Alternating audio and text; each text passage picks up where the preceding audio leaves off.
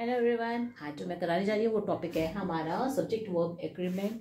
Next time आपको कोई problem नहीं आएगी इस टॉपिक के अंदर। जब भी करने बैठोगे आपके सारे करेक्ट होंगे। सिर्फ थोड़े से रूल्स फॉलो करो एंड क्लियरली ध्यान से सुनो। ठीक है, तो स्टार्ट करते हैं।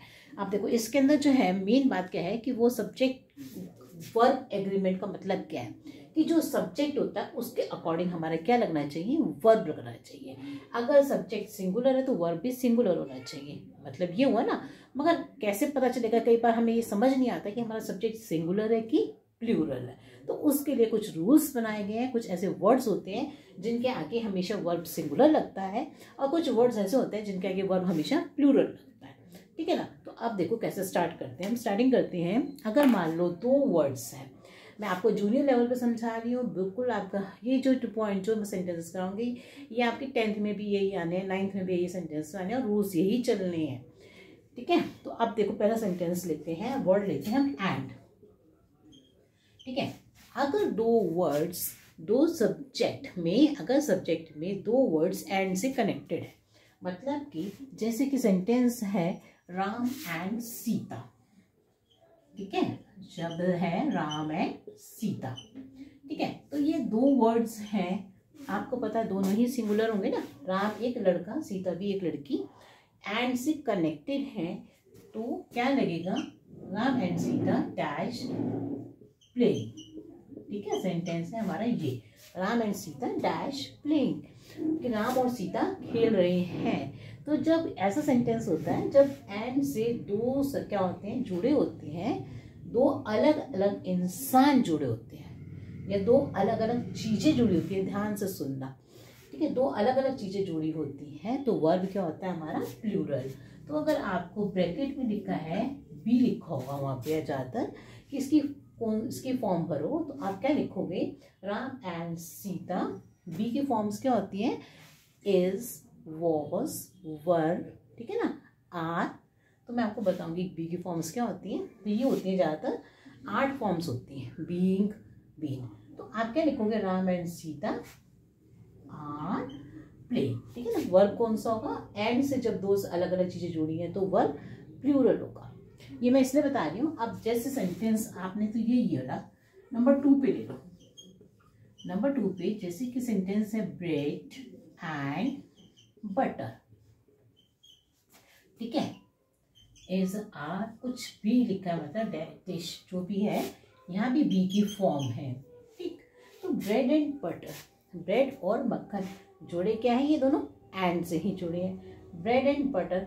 मगर दोनों चीजें भी अलग है। ये नहीं कि ब्रेड और बटर एक ही चीज होती है, पर हम ब्रेड और बटर इकट्ठे तो खाते हैं, तो उसको हम एक ही डिश मानते हैं, अलग अलग नहीं मानते हैं। तो ब्रेड एंड बटर, इसलिए हम देखो यहाँ ए भी लिखा है, इससे भी पहचान सकते हो। तो बी की क्या फॉर्म लगेगी यहाँ पे, is. Bread and butter is a dish.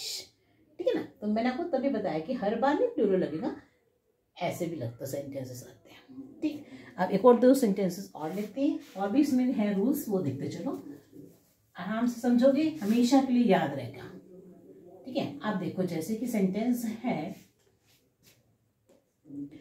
My friend. आप देखो माय फ्रेंड, कुछ भी नाम दे दो, माय फ्रेंड राम। ठीक है, माय फ्रेंड, आप एंड पेंटर लिखो। चलो मैं आपको बताती हूँ इसमें क्या है, माय फ्रेंड एंड पेंटर। ठीक है, डैश हैप्पी या कुछ भी वर्ड है। ठीक है, यहाँ पे वर्ड है हैप्पी। ठीक, तो माय फ्रेंड एंड पेंटर। अब देखो जब ऐसा लिखा होता है ना, माय फ्रेंड एंड पेंटर, मेरा दोस्त और पेंटर, तो दोनों एक ही इंसान को इंडिकेट कर रहे हैं इसके अंदर। माय फ्रेंड एंड पेंटर का मतलब मेरा दोस्त भी है और पेंटर भी है, वो क्या है, खुश है। तो इसमें आपकी क्या फॉर्म आएगा, सिंगुलर वर्ब आएगा, इज हैप्पी। ठीक है, तो क्या आएगा हमारा, सिंगुलर।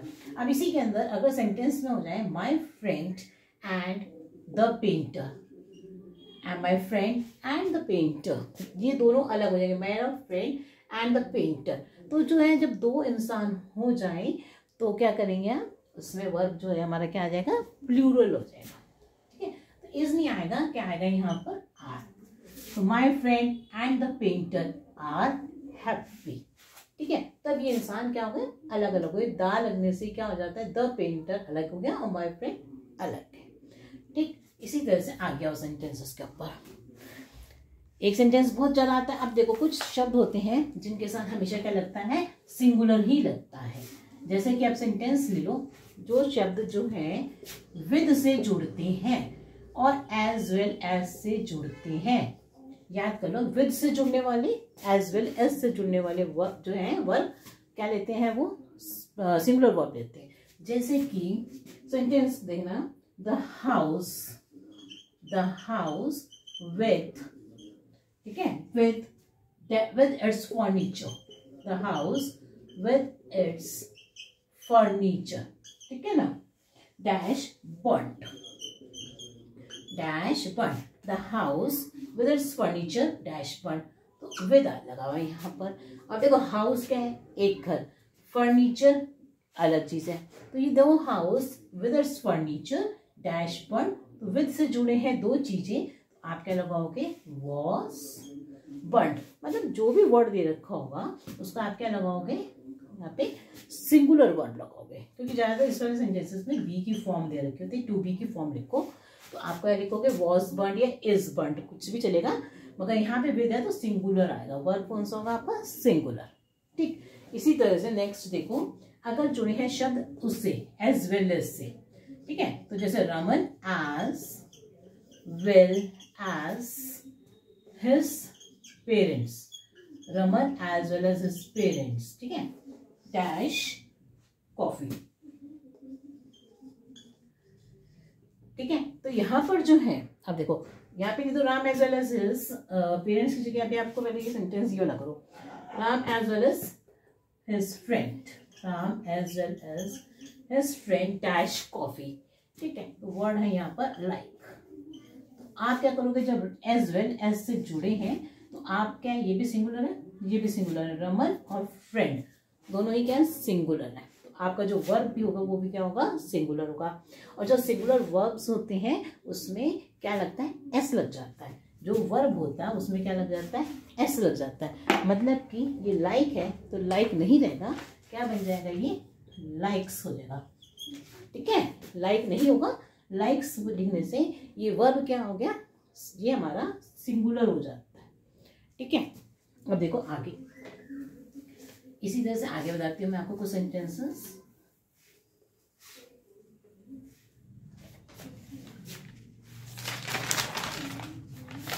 अब देखो कुछ सेंटेंसेस ऐसे, अब देखो जैसे कि कुछ शब्द जो होते हैं वो जुड़े आइदर से,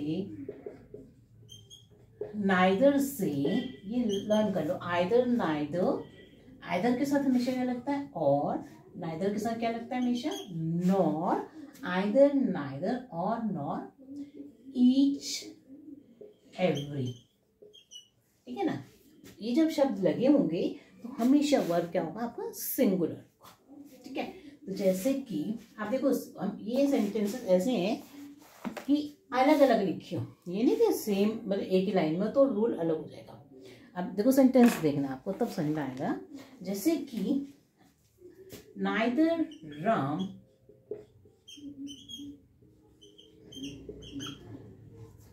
नॉर हैरी डैश प्रेजेंट, ठीक है।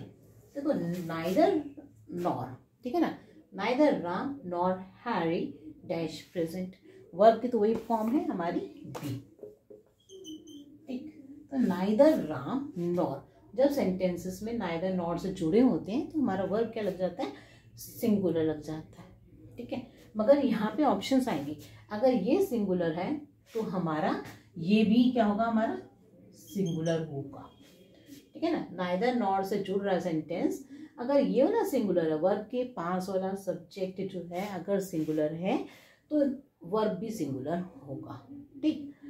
तो neither Ram nor Harry was present, ठीक है। अगर हम इसको चेंज कर दें, अगर हम इसको नॉर हिज पेरेंट्स कर दें, मतलब यहाँ पे मान लो neither Ram nor his parents कर दें, तो देखो neither Ram nor his parents कर दें, तो ये पेरेंट्स क्या हो गया, प्लूरल हो गए। ठीक है, जब ये प्लूरल हो जाएंगे तो हमारा जो ये वर्ब होगा वो भी क्या हो जाएगा, प्लूरल हो जाएगा। ठीक है, तो ये neither Ram nor his parents were present, ये सेंटेंस बन जाएगा आपका। ठीक है, अब देखो इसके बाद इसी तरह से इन सब के ऊपर भी यही रूल अप्लाई करता है कि अगर आइदर और इकट्ठे लिखे हैं, नाइदर नॉर इकट्ठे आ रहे हैं, तो वर्ब जो होगा वो इस वाले के अकॉर्डिंग डिपेंड करेगा जो उसके पास में है। ठीक है ना, जो डैश के पास में है उसके ऊपर डिपेंड करेगा। अगर जो है, मगर ये रूल आप देखो ईच वाले के साथ देखो, ईच एंड एवरी के साथ क्या होता है, अगर जो सेंटेंसेस ईच और एवरी से शुरू होते हैं उनका वर्ब सिंगुलर होता है। जैसे कि ईच गर्ल, ठीक है ना, डैश प्रेजेंट,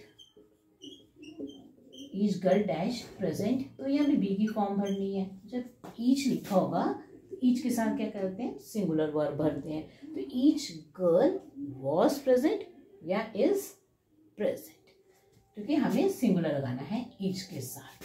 ठीक है, यही केस एवरी के साथ है, यही case every girl was present. तो ईच और एवरी का यही रूल चलता है। ठीक है, अब देखो कुछ सेंटेंसेस और मैं आपको बताती हूँ इसके ऊपर आइदर और पे। अब आइदर और ना लिखे हो, सिर्फ क्या लिखा हो, आइदर लिखो, है ना, तो वर्ब सिंगुलर होगा। वो जो मैंने केस बताया वो आइदर और इकट्ठे लिखने का बताया। अगर सेंटेंस में है either of the two boys, ठीक है ना, either of the two boys, दोनों में से दो बॉयज ने डैश डन इट, तो जो यहाँ पे वर्ब होगा वो क्या आएगा, अगर आइदर अकेला है तो वर्ब जो आएगा वो सिंगुलर होगा। तो either of the two boys has done it, यहाँ पे क्या वर्ड लगेगा, हैज है, सिंगुलर वर्ब लगेगा, मतलब जो दे रखा होगा उसका सिंगुलर फॉर्म लगेगा। ठीक है ना, तो हैज डन इट। ठीक है ना, अब देखो इसी तरह से अगर लिखा हो यहाँ पे नाइदर, तो तब भी सिंगुलर वर्ब आएगा। केस कब चेंज होगा, जब आइदर और इकट्ठे होंगे, तब देखना है मेरे को कि वो जो क्लोज वाला होगा उसके ऊपर डिपेंड करता है। अब इसमें आइदर नाइदर हो, ईच एवरी हो, या अगर सेंटेंस और से जुड़ा हो अकेले, तब भी सिंगुलर वर्ब ही आएगा। अब मैं आपको कुछ सेंटेंसेस दूंगी, वो फटाफट से करोगे आप तो जल्दी जल्दी आपको क्लियर हो जाएगा कि आपको रूल समझ में आए या नहीं आए।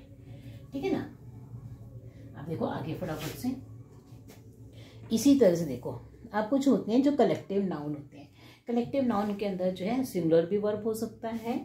कलेक्टिव नाउन कौन से होते हैं ना, जैसे कि हमारे कलेक्टिव नाउन्स में जैसे कि कैटल है ना, ज्यूरी है, ठीक है, होते हैं ना ये वर्ड्स, कैटल, ज्यूरी, इस तरह से जो वर्ड्स होते हैं जो कलेक्टिव नाउन कहलाते हैं, उनके साथ वर्ब सिंगुलर भी हो सकता है, प्लूरल भी हो सकता है। आप देखो कैसे, अब मैं आपको इसकी बहुत इजी पहचान बताऊंगी कैसे पता चलेगा, है ना। तो कैसे पहचान होगी आपकी, द ज्यूरी। बच्चों ये बच्चे सोचते हैं, समझ में नहीं आ रहा कि यहाँ पे सिंगुलर लगेगा कि प्लूरल लगेगा।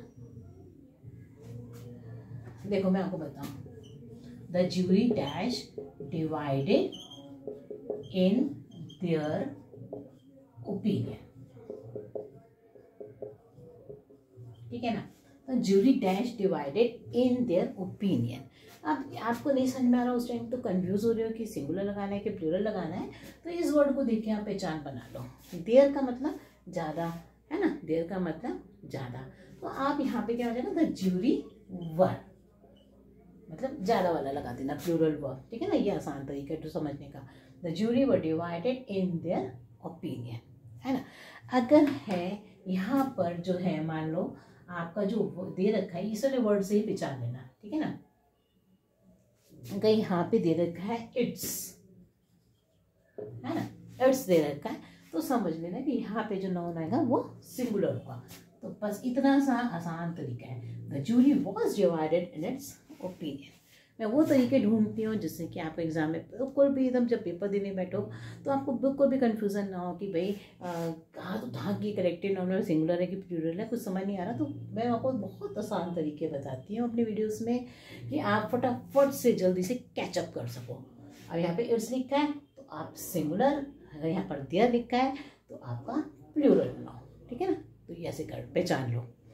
सो अगर आप मेरे चैनल पर नए हैं then please don't forget to like share and subscribe to my channel. Any problem in any part of the English grammar ask me in the comment box. आगे देखो कुछ सेंटेंसेस, और अब आपको मैं कुछ क्लैरिफिकेशन करती हूँ, कुछ सेंटेंसेस कराती हूँ प्रैक्टिस, जिससे कि आपको जल्दी जल्दी क्लियर हो जाए, ठीक है। आप अपने दिमाग में सोचना कि इसका आंसर क्या होगा। अब मैं और एक दो सेंटेंस और बता रही हूँ। जैसे न्यूज़ होता है, मैथमेटिक्स होता है ना, तो इनके आगे हमेशा सिंगुलर वर्ब लगता है। मैथमेटिक्स एक ही सब्जेक्ट होता है, लिखा तो एक्स है मैथमेटिक्स, तो is an interesting subject. News is he आता है, ऐसे नहीं हम बोलते हैं, ठीक है ना, न्यूज़ इज, ठीक है। अब इसी तरह से बुक्स होती हैं, जैसे कि the Arabian Nights. Arabian Nights जो बुक है, बुक तो एक ही है ना, बुक तो एक है, अरेबियन नाइट्स एस लिखा है, एस का ये नहीं कि बहुत सारी हैं, द अरेबियन नाइट्स, तो बुक का नाम है, ये एक ही बुक है ना, तो इसलिए यहाँ पे क्या है ना, singular verb. The Arabian Nights is आ, ठीक है। तो अब देखो कुछ सेंटेंसेस मैं आपको देती हूँ, आप फटाफट से उनको करना और आपकी प्रैक्टिस भी हो जाएगी।